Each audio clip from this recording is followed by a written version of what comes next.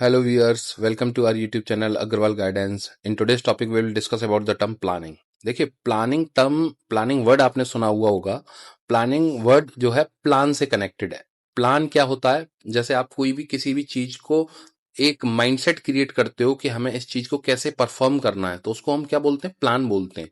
यहाँ प्लानिंग की बात करते हैं। तो प्लानिंग भी क्या है कि एक it is a blueprint. Planning is a blueprint of the course of action to be followed in the future. Planning क्या है? एक ब्लूप्रिंट है कोर्स ऑफ एक्शन का, जो कि फ्यूचर में परफॉर्म होने वाला है। It is also a mental exercise that requires imagination, foresight and sound judgement. It is thinking before doing. ये क्या है? एक मेंटल एक्सरसाइज है जो कि एक इमेजिनेशन की रिक्वायरमेंट होती है, फोरसाइट दूरदर्शिता की रिक्वायरमेंट होती है, साउंड जजमेंट और एक अच्छे जजमेंट की रिक्वायरमेंट होती है जिसको क्रिएट करने के लिए। It is thinking before doing. Planning क्या है कि करने से पहले सोचना ही क्या है? प्लानिंग है। उसके बाद it is a preparatory step and refers to detailed programmes regarding the future course of action. देखिए, फ्यूचर कोर्स ऑफ एक्शन मतलब भविष्य में आप जो भी होने वाला है या हो सकता है उससे रिलेटेड जो भी डिटेल प्रोग्राम या प्रिपरेटरी स्टेप्स आप क्रिएट करते हो, वो ही क्या है? वही एक प्लानिंग है। ठीक है। तो प्लानिंग से मतलब क्या है? अगर नॉर्मल तरीके से देखो तो एक ब्लूप्रिंट या एक पहले से ही कुछ उसके बारे में सोचना, एक प्रिपरेशन करना माइंड में, वही एक प्लानिंग टर्म है। ठीक है। अब यहां हम थोड़ा सा इसको ऑर्गेनाइजेशन टर्म से कनेक्ट करते हुए इसके प्रोसेस की बात करेंगे कि अगर मान लीजिए किसी ऑर्गेनाइजेशन में हम बात कर रहे हैं या नॉर्मल तरीके से भी हम प्लानिंग टर्म की बात कर रहे हैं, तो इसका प्रोसेस क्या हो सकता है? तो पहला है सेटिंग ऑब्जेक्टिव। से देखिएगा कि सबसे पहले आपको ऑब्जेक्टिव सेट करना है कि आपको टास्क क्या परफॉर्म करना है। भाई पहले आपको अपना ऑब्जेक्टिव पता होगा तभी तो उससे रिलेटेड प्लान करोगे, तभी तो उससे रिलेटेड सोचोगे आप। तो पहला है सेटिंग ऑब्जेक्टिव। दूसरा है developing planning premises. Developing planning premises से मतलब है कि जो प्लानिंग से रिलेटेड जो एरियाज हैं उनको डेवलप करना, कि क्या क्या कहाँ कहाँ प्लानिंग आपको करनी है। उसके बाद identifying alternative course of action. जब आप फिर ये देखोगे कि डिफरेंट डिफरेंट ऑल्टरनेटिव्स क्या हो सकते हैं प्लानिंग से रिलेटेड, उसके बाद देखोगे इवेल्युएटिंग ऑल्टरनेटिव कोर्सेज। मीन्स जो आपने डिफरेंट डिफरेंट ऑल्टरनेटिव से देखे थे उनमें से एवेल्युएट करना कि कौन सा आपके लिए वर्दी है, कौन सा लेस वर्दी है। उसके बाद सेलेक्टिंग ऑल्टरनेटिव, जो ऑल्टरनेटिव आपको वर्दी लग रहा है उसको फाइनली सेलेक्ट करना मीन्स, और उसके बाद उसको इंप्लीमेंट करना, इंप्लीमेंटिंग प्लान। और जब प्लान को आप इंप्लीमेंट कर देते हो तो follow up action. Follow up action से मतलब है आप उसको देखते हो कि वो प्लान कैसा था। फॉलो अप एक्शन में ये चेक करते हो प्लान कैसा था, आपके लिए फ्रूटफुल रहा या नेगेटिव रहा। तो ये था प्लानिंग प्रोसेस। उसके बाद ऑब्जेक्टिव्स ऑफ प्लानिंग की बात करते हैं। ये जो देखिए लिखे हुए हैं, आप सिर्फ यही नहीं, इनके अलावा भी ऑब्जेक्टिव्स हो सकते हैं, लेकिन कुछ कॉमन ऑब्जेक्टिव्स की हम यहाँ बात करें तो पहला है टू इंक्रीज इफिशियंसी। किसी भी ऑर्गेनाइजेशन की इफिशियंसी को इंक्रीज करने के लिए प्लानिंग बेसिक रिक्वायरमेंट है। To reduce unnecessary pressure of immediacy. अगर किसी भी काम को इमीडिएट बेसिस पे करना है तो उसका जो अगर प्रेशर कम करना है तो उसकी अगर पहले से प्लानिंग कर रखी है तो उसका ये यहाँ पे एक प्रॉपर बेनिफिट है कि ये क्या करता है? अननेसेसरी प्रेशर को कम करता है। To reduce the chances of mistake. अगर आप प्लानिंग प्रॉपर करते हो तो गलतियां होने के चांसेस कंपैरेटिवली कम होते हैं। To improve creativity. तो क्रिएटिविटी को इंप्रूव करने के लिए प्लानिंग बहुत डायरेक्टली बेसिस पर सपोर्ट करता है। तो ये ऑब्जेक्टिव्स ऑफ प्लानिंग है। उसके बाद टाइप्स ऑफ प्लान की बात करते हैं तो इसमें दो टर्म मेन कोर आते हैं, स्टैंडिंग और सिंगल यूज। तो a management plan is a global plan that provide the objective of any organisation project. A plan certainly define responsibility roles to ensure the achievement of the targeted goal. तो ये दो किस तरीके से आते हैं plan में, स्टैंडिंग और सिंगल में? तो स्टैंडिंग में objective goals, strategy, policy, procedures, rules और मेथड, और सिंगल यूज में प्रोग्राम और बजट। तो इनको वन बाय वन डिटेल में डिस्कस करते हैं। तो स्टैंडिंग प्लान क्या होता है? Standing plan are those plan which is used again and again. Standing plan कौन से होते हैं? जो बार बार यूज किए जा सकते हैं again and again, where a particular situation arises. जैसी सिचुएशन आती है उस हिसाब से वो स्टैंडिंग प्लान कौन से होते हैं जो बार बार यूज किए जा सकते हैं। It is design to make sure that the internal operation of an enterprise run smoothly. ये क्यों डिजाइन किए जाते हैं? जिससे किसी भी कंपनी का, किसी भी एंटरप्राइज का जो इंटरनल ऑपरेशंस हैं वो स्मूथली रन हो सके। तो ऐसे जितनी भी टर्म्स होते हैं, ऐसे जितने भी प्लान्स होते हैं उनको हम स्टैंडिंग प्लान्स बोलते हैं। अब स्टैंडिंग प्लान्स में ऑब्जेक्टिव्स हो गए, आपके गोल्स हो गए, पॉलिसी, प्रोसीजर, रूल्स, मेथड सारे आ जाते हैं। तो पहले हम ऑब्जेक्टिव और गोल्स की बात करेंगे। देखिए, ऑब्जेक्टिव गोल्स को कई जगह इंटरचेंजेबली यूज किया जाता है कि ऑब्जेक्टिव और गोल्स एक होते हैं, लेकिन कहीं पे इसको कई जगह पे डिफरेंशिएट भी रिप्रेजेंट किया गया है। कहीं पे कई बार ये कहा गया है कि ऑब्जेक्टिव बहुत शॉर्ट टर्म के लिए होते हैं और गोल्स बहुत शॉर्ट टर्म के लिए होते हैं, ऑब्जेक्टिव लॉन्ग टर्म के लिए होते हैं, लेकिन कई जगह पे इसको अलग तरीके से क्लियरली डिफाइन किया गया है। तो यहाँ पे कहा गया है कि goals are the desired set of affair that an organisation want to accomplish. Goals क्या है? डिजायर्ड सेट ऑफ अफेयर्स है, माइंडसेट सेट ऑफ अफेयर्स है, जिसको कि एक अकम्प्लिश करने के लिए, ऑर्गेनाइजेशन के गोल को अकम्प्लिश करने के लिए क्रिएट किया जा रहा है। Where objective are the specific target. Objective क्या है? स्पेसिफिक टारगेट है जनरल गोल को अचीव करने के लिए। तो यहाँ पे जैसे एग्जांपल भी दिया गया है, the managers of a department may have the objective to increase sale by 15%।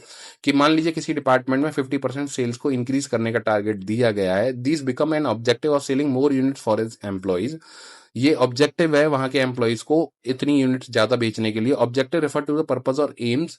तो यहाँ पे एक ओवरऑल तरीके से मैं समराइज वे में बात करूं ऑब्जेक्टिव एंड गोल्स की, कि जब किसी भी कंपनी ने कोई भी एक टारगेट डिसाइड करके दे रखा है, तो वहां पे जो एम्प्लॉइज हैं उसको एज ए ऑब्जेक्टिव ट्रीट कर सकते हैं और डिफरेंट डिफरेंट गोल्स को डिसाइड कर सकते हैं उसको अचीव करने के लिए। उसके बाद बात करते हैं स्ट्रैटेजी की। देखिए स्ट्रैटेजी टर्म क्या है? The term strategy is mostly used in military science and games. यहाँ पे मिलिट्री साइंस और गेम्स से कनेक्ट किया गया है, लेकिन स्ट्रैटेजी सिर्फ यहीं तक कनेक्टेड नहीं रहती है। स्ट्रैटेजी से मतलब है कि आप जो डिफरेंट काइंड ऑफ प्लान्स बना रहे हो बहुत कीनली क्रिएट करते हुए, जिससे कि जो फ्यूचर कोर्स ऑफ एक्शन है वो प्रॉपर तरीके से इंप्लीमेंट किया जा सके, तो वो है स्ट्रैटेजी। ठीक है। तो यहाँ एग्जाम्पल के तौर पे पेप्सी और कोका कोला का एग्जांपल दिया गया है कि Pepsi and Coca Cola are the competitor in the soft drink market if Pepsi reduces the price. अगर मान लीजिए पेप्सी और कोका कोला दो सॉफ्ट ड्रिंक मार्केट में है और पेप्सी ने अपने प्राइस रिड्यूस कर दिए, तो काउंटर प्लान कोका कोला अब मार्केट में किस तरीके से अपनी स्ट्रेटजीज को क्रिएट करती है या चेंजेस करती है मार्केट में सर्वाइव करने के लिए, तो वो जो भी टर्म होगा वो क्या होगा? स्ट्रैटेजी होगा। उसके बाद हम बात करते हैं पॉलिसी। पॉलिसी क्या है? Policy is a general statement that guides thinking और channelising energy towards a particular direction. Policy क्या है? एक जनरल स्टेटमेंट है जो कि गाइड करती है सोचने के लिए और चीजों को चैनलाइज प्रॉपर तरीके से अरेंज करने के लिए, जिससे कि एक डायरेक्शन काम को लेके मिल सके। जैसे यहाँ पे एग्जांपल दिया हुआ, the policy of a company may be not to employ any person who is less than 18 years of age. तो मान लीजिए कंपनी की पॉलिसी में कि 18 साल से नीचे होगा उसको हम कोई भी टास्क अपनी एम्प्लॉय एज ए एम्प्लॉय नहीं रखेंगे, उसको कोई भी टास्क परफॉर्म नहीं करेंगे या उसको सेलेक्ट नहीं करेंगे। तो ये क्या है? पॉलिसी मैटर है। उसके बाद प्रोसीजर की बात करते हैं। प्रोसीजर क्या है? A procedure refer to a particular course of action in order to achieve the desired result. Procedure मतलब एक जैसे तरीका कहते हैं ना, कि हर कंपनी का प्रोसीजर अपना अलग अलग होता है चीजों को परफॉर्म करने का।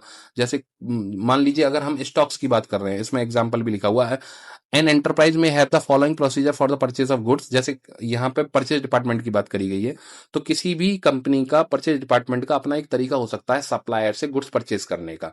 मान लीजिए जिसमें तरीका जो एक वे है वो मेंशन है, identification of various supplier, inviting quotations from them, comparison of quotations, placing order to the suppliers who offer the best quotation.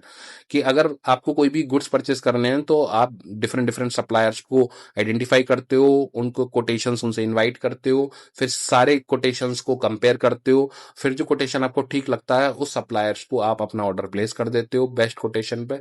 तो ये क्या है? ये किसी एक कंपनी का प्रोसीजर हो सकता है गुड्स रॉ मटेरियल को एक्वायर करने का। तो ये प्रोसीजर है। प्रोसीजर मतलब एक particular course of action in order to achieve the desired result. किसी भी चीज को परफॉर्म करने का जो एक कोर्स ऑफ एक्शन है उसको हम यहाँ प्रोसीजर बोलते हैं। उसके बाद हम बात करते हैं रूल्स की। रूल्स क्या है? Rules are the set of directives और स्टेटमेंट टू डू और नॉट टू डू। भाई हर कंपनी में कुछ चीजें होती हैं, भाई ये हमारे यहाँ आप कर सकते हो, ये नहीं कर सकते हो। जैसे यहाँ पे लिखा हुआ, अ कंपनी में have a rule of no smoking in the office premises, smoking is strictly prohibited. तो ये रूल है किसी कंपनी का कि भाई ऑफिस प्रोमाइसेस में आप स्मोकिंग नहीं कर सकते, ये स्ट्रिक्टली प्रोहिबिटेड है। लेकिन मैं आपको बता दूं कि कुछ ऑर्गेनाइजेशंस ऐसी भी होती हैं जहाँ स्पेशल से स्मोकिंग जोन होता है। तो ये रूल्स पर डिपेंड करता है कि किस ऑर्गेनाइजेशन का क्या रूल है। उसके बाद हम मेथड्स की बात करते हैं। मेथड्स क्या? Methods are the formalised techniques and standard ways of doing repetitive and routine jobs.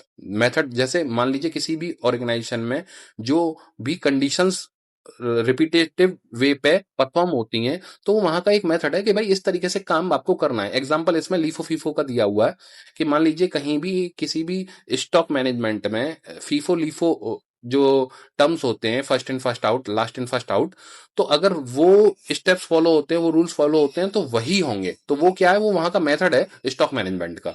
तो मेथड्स क्या है? Methods are formalise technique, standard ways of doing repetitive and routine jobs. Method एक तरीका है किसी भी टास्क को परफॉर्म करने का, जिस भी ऑर्गेनाइजेशन जिस भी तरीके से टास्क को परफॉर्म करती है। उसके बाद हम सिंगल यूज प्लान्स की बात करते हैं। और सिंगल यूज प्लान्स क्या है? Single use plans are made to serve a specific objective, जो किसी स्पेसिफिक ऑब्जेक्टिव को फुलफिल करने के लिए क्रिएट होते हैं। इसमें दो टर्म आते हैं, प्रोग्राम आता है और दूसरा आता है बजट। प्रोग्राम क्या है? Programs are the comprehensive plans designed to implement the policies and accomplish the objective by combining goals, task assignment, policy, resources. Programme क्या है? कॉम्प्रिहेंसिव प्लान है। प्रोग्राम किसको बोलते हैं? कॉम्प्रिहेंसिव प्लान्स को, जो किस लिए डिजाइन किए जाते हैं?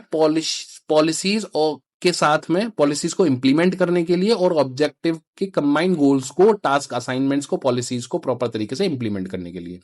अब जैसे एग्जांपल के तौर पे लिखा हुआ, अ कंपनी में have a programme with respect to construction of new factory premises. मान लीजिए किसी भी कंपनी को नई फैक्ट्री प्रीमाइसेस बनाने हैं, तो कंपनी के पास उससे रिलेटेड कुछ प्रोग्राम हो सकता है, डॉक्यूमेंट्री भी हो सकता है, या उससे रिलेटेड बहुत सारे टर्म्स हो सकते हैं। तो वो क्या है? वो एक प्रोग्राम है। बजट की बात करते हैं, दूसरा बजट। बजट क्या है? ये भी देखिए एक प्लान का ही पार्ट है बजट। बजट लेकिन कहीं ना कहीं फाइनेंस टर्म से, मॉनेटरी टर्म से रिलेटेड होगा। Budget is an estimate of future needs arrange to an orderly basis covering some or all the activities of an enterprise for a definite period of time. A budget is a statement of expected result that are expressed in numerical terms for a definite period. भाई budget क्या है? कि आप ये पहले से decide कर ले रहे हो कि हमारे इस पर्टिकुलर डिपार्टमेंट में ये एक्सपेंसेस हो सकते हैं और इसको हमें ऐसे मीट आउट करना है। एग्जाम्पल के तौर पर लिखा हुआ, the sales department of an organisation provide its budget wherein they have estimated the figures about different type of material that will be needed for a production, its quality, the time of purchase, what amount is to be spent on it. तो बात आई ना, what amount is to be spent on it। तो what amount is to be spent on it, ये budget वाली जो बात है, ये किसी भी डिपार्टमेंट में आ सकती है, किसी भी लेवल पे आ सकती है। तो जब हम अमाउंट की बात करते हैं और एक प्रॉपर प्लानिंग के साथ बात करते हैं, तो वो सिंगल यूज प्लान का बजट टर्म होता है कि किस तरीके से आप कितने कितने एक्सपेंसेस आपको डिफरेंट हेड्स पे अलग अलग डिपार्टमेंट्स में करने हैं।